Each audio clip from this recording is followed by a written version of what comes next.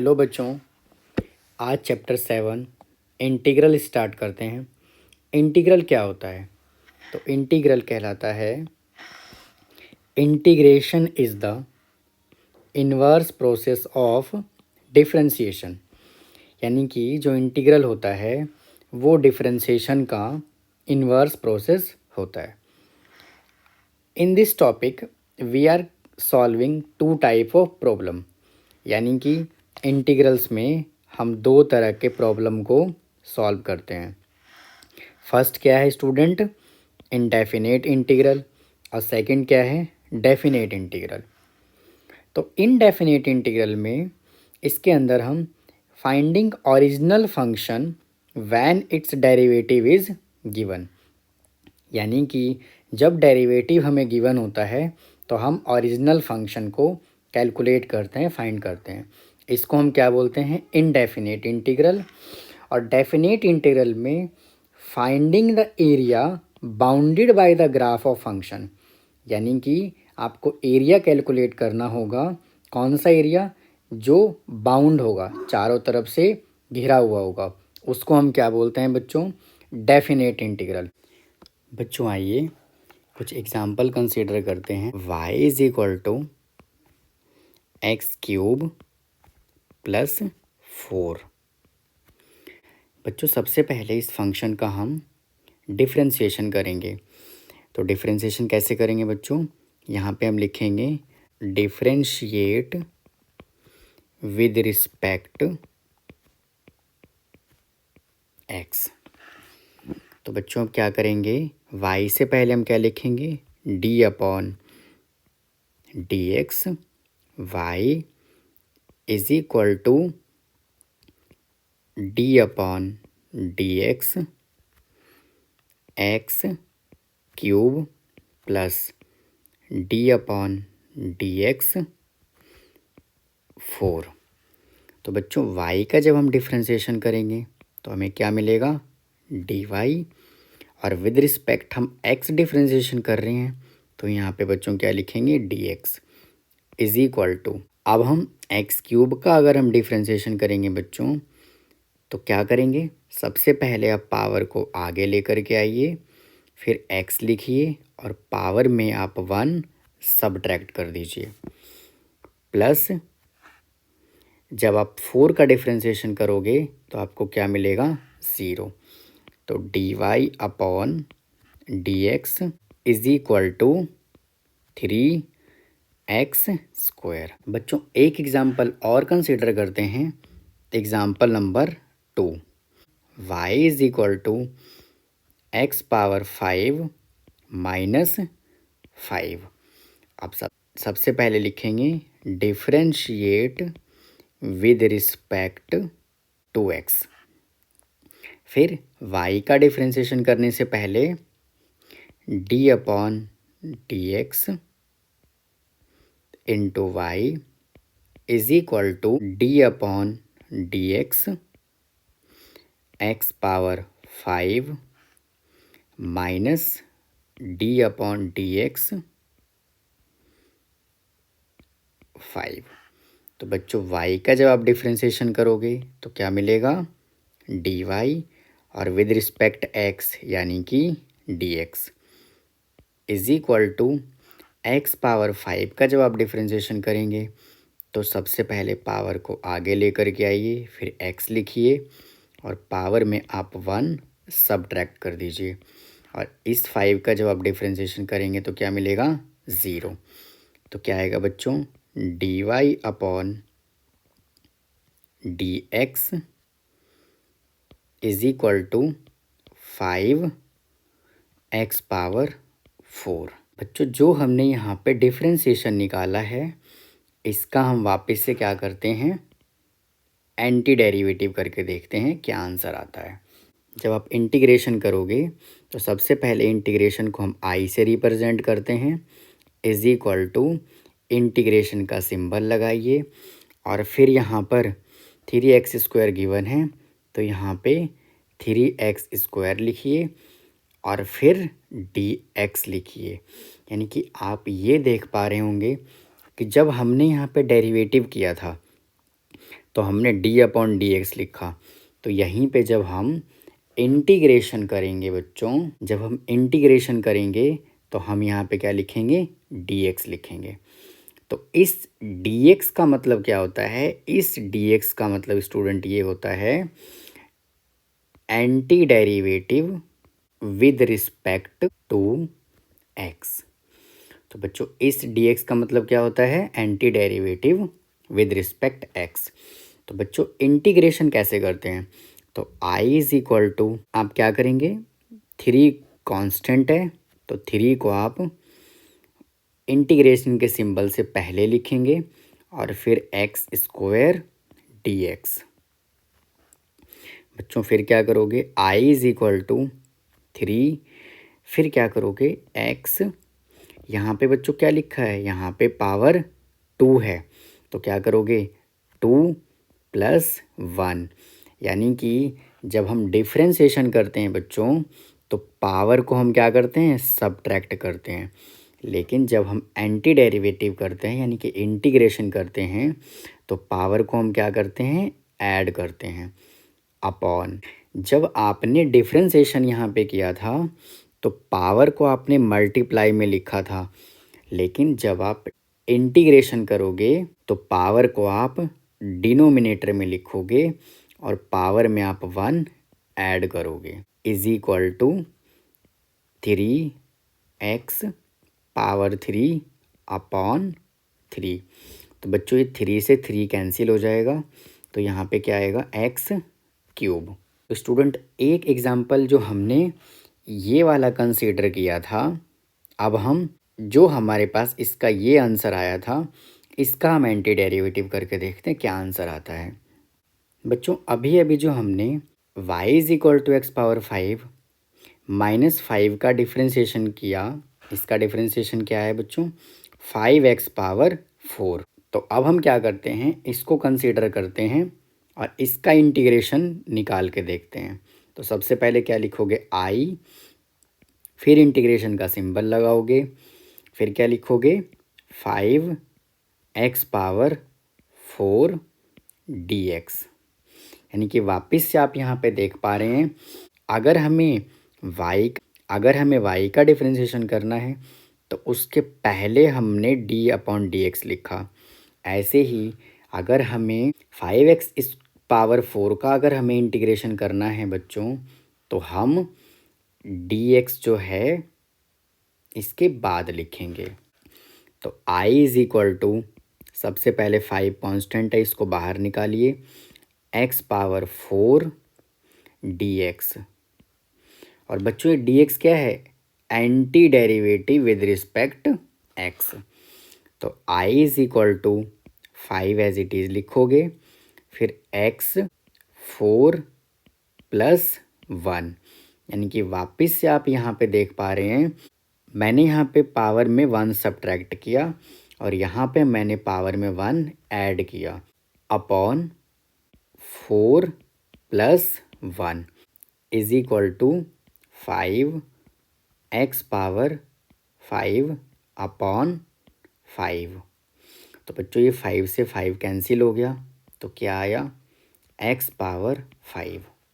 बच्चों जब हमने डिफ्रेंशिएशन किया था तो हमने यहाँ पे बच्चों क्या किया था, पावर में 1 सब्ट्रैक्ट किया था और जब हमने इंटीग्रेशन किया तो हमने पावर में क्या किया, 1 ऐड किया। तो यानी कि आप ये देख पा रहे हैं कि इनके अंदर क्या है, इन्वर्स रिलेशन है। वापस से यहाँ पे हमने पावर में क्या किया बच्चों, 1 सब्ट्रैक्ट किया और यहाँ पे हमने पावर में क्या किया, 1 ऐड किया, यानी कि इसके अंदर क्या है, वापस से ये इन्वर्स रिलेशन है। तो बच्चों हमने एक चीज़ और ऑब्ज़र्व किया, क्या ऑब्ज़र्व किया, जो क्वेश्चन में यहाँ पे 4 दिया हुआ है यानी कि ये 4 कांस्टेंट टर्म है और यहाँ पे जो ये -5 दिया हुआ है बच्चों ये भी यहाँ पे क्या है, कांस्टेंट है। यानी कि कांस्टेंट टर्म का जो बच्चों डिफ्रेंशिएशन होता है वो क्या होता है, 0 होता है। ऐसे ही इसका भी डिफ्रेंशिएशन क्या होगा स्टूडेंट, 0 होगा। तो इसलिए बच्चों जब हम इंटीग्रेशन का आंसर लिखते हैं तो इंटीग्रेशन के आंसर में हम क्या जोड़ते हैं, सी जोड़ते हैं। क्या जोड़ते हैं बच्चों, सी। और जो ये सी है, ये जो सी है इसको हम क्या बोलते हैं, C is a constant of integration. वापिस से स्टूडेंट यहाँ पे क्या ऐड करेंगे, हम सी ऐड करेंगे। और ये जो सी है ये क्या है, constant of integration.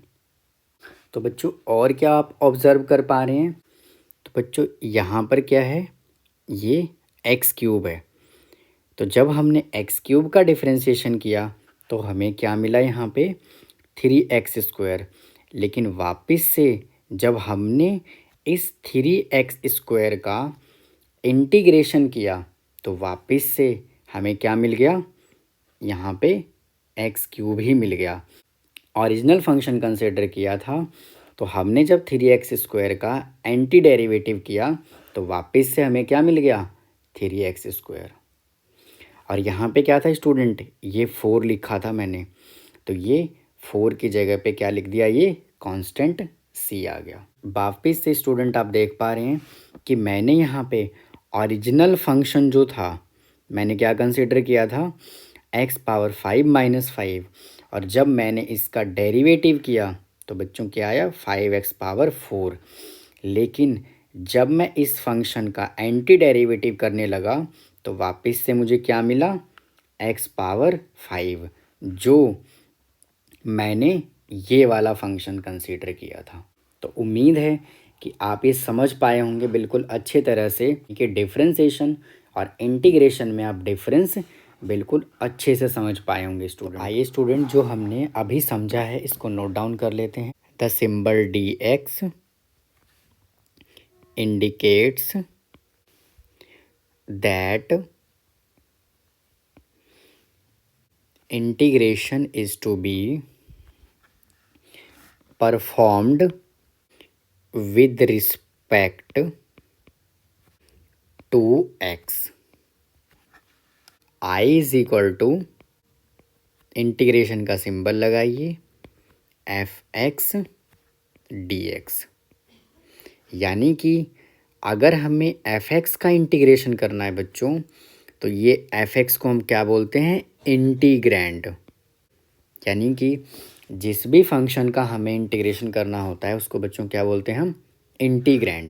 I is equal to, यानी कि जो ये वाला सिंबल है इस सिंबल को हम क्या बोलते हैं, symbol of integration.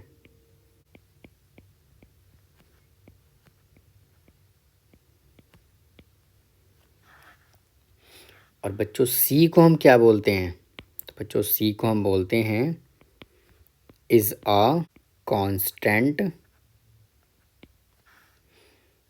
Of integration.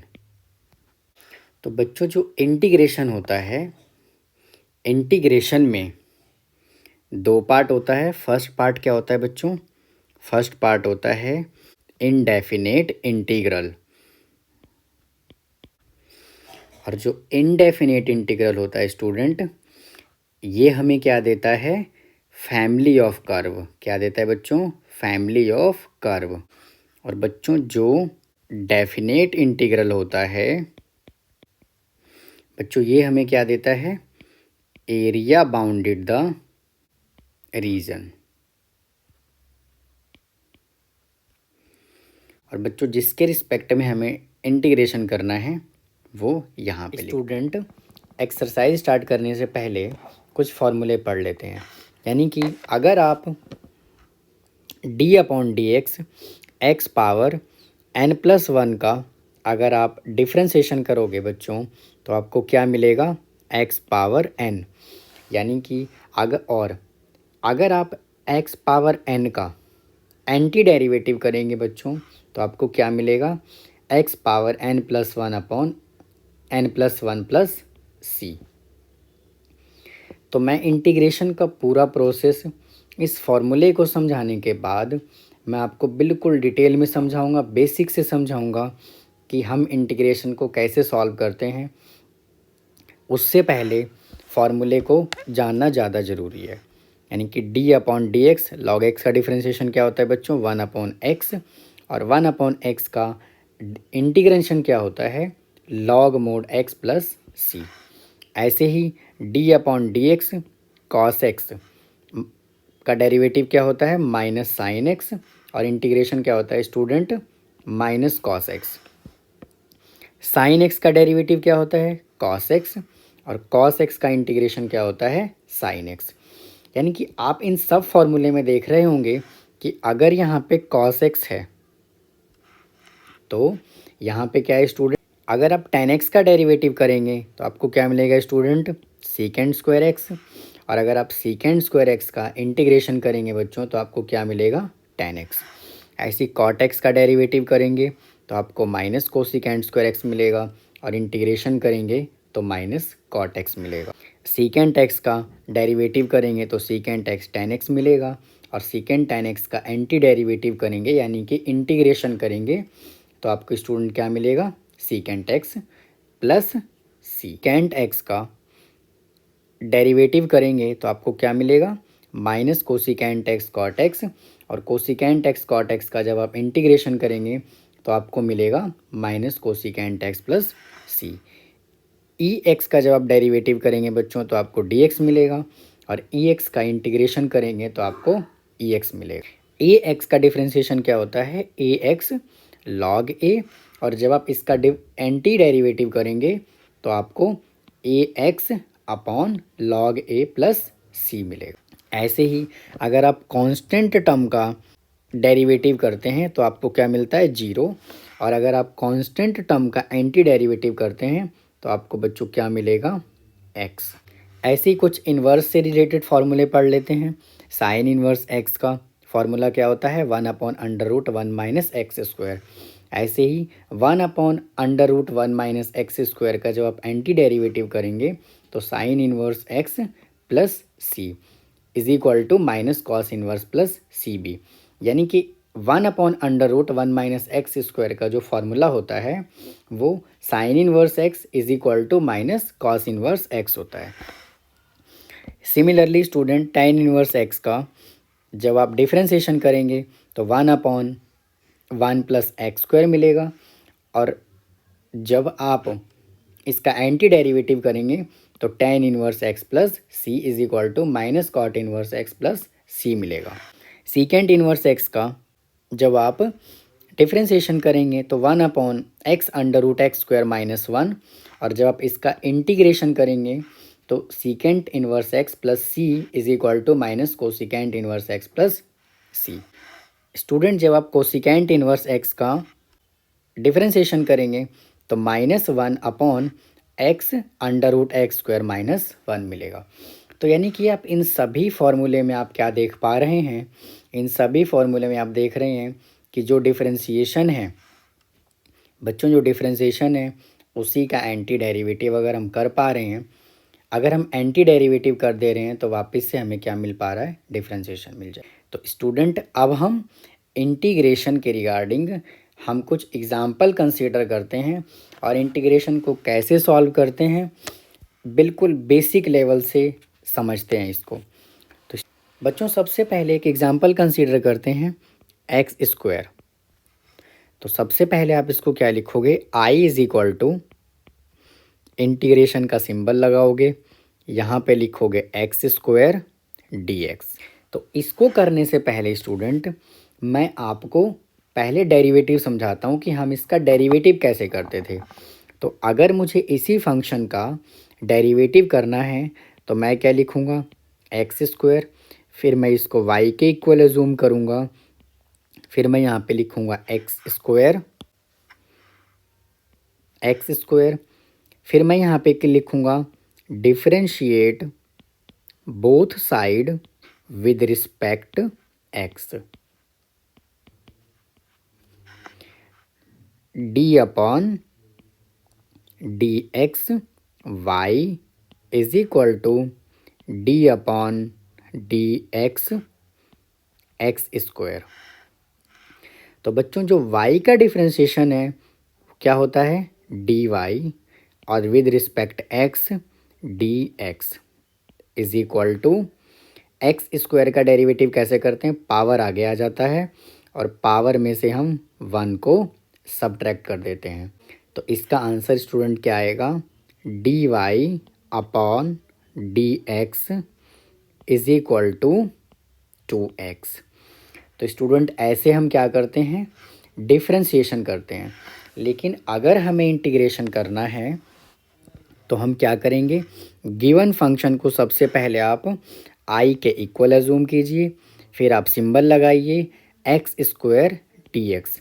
यानी कि आप देख पा रहे होंगे कि जब हम डिफ्रेंशिएशन कर रहे थे तो y से पहले d अपॉन डी एक्स लिख रहे थे, और जब हम इंटीग्रेशन करेंगे तो हम एक्स स्क्वायर के बाद में डी एक्स लिखेंगे। तो यानी कि जब आप इसका इंटीग्रेशन करोगे तो i is equal to x 2+1। Differentiation में हम बच्चों क्या करते थे, पावर को हम आगे लेकर के आते थे।